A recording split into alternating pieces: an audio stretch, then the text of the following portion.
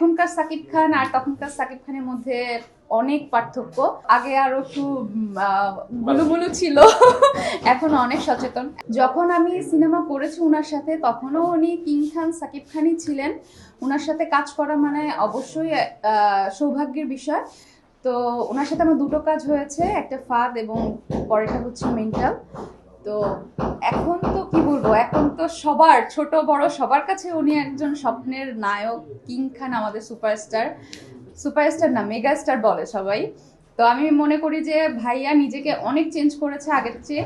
আমি যখন ওনার সাথে কাজ করেছি, এখনকার সাকিব খান আর তখনকার সাকিব খানের মধ্যে অনেক পার্থক্য। তো ভাইয়ের জন্য সবসময় আমার শুভকামনা থাকবে যেন আরো অনেক ভালো ভালো সিনেমা বাংলাদেশকে উপহার দেয়। আগে এরকমই ছিল, তারপরে বডি ফিটনেসের দিক থেকে একটু আমার কাছে মনে হয় যে আরো আগে আরো একটু গুলুমুলু ছিল, এখন অনেক সচেতন, এখন অনেক স্মার্ট লাগে, মনে হয় আরো বয়স অর্ধেক হয়ে গিয়েছে। বডি ফিটনেস অনেক সুন্দর।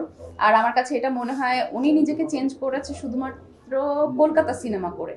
উনি যতগুলো সিনেমা বাংলাদেশে করেছিলেন, হ্যাঁ অনেক সুপার হিট সিনেমা আছে বাংলাদেশে, কিন্তু নিজেকে ওরকম ভাবে প্রেজেন্ট করা, নিজেকে সুন্দর একজন পুরুষ হিসেবে প্রেজেন্ট করা, আমার কাছে মনে হয় যে উনি কলকাতার প্রথম যে সিনেমাটা করেছিলেন শিকারি, আমার কাছে মনে হয় হ্যাঁ শিকারি সিনেমা থেকে নিজেকে ভেঙেছে। এবং তখনকার সাকিব খান এখনকার সাকিব খান, এখন মনে হয় যে উনি একজন ম্যানলি হিরো।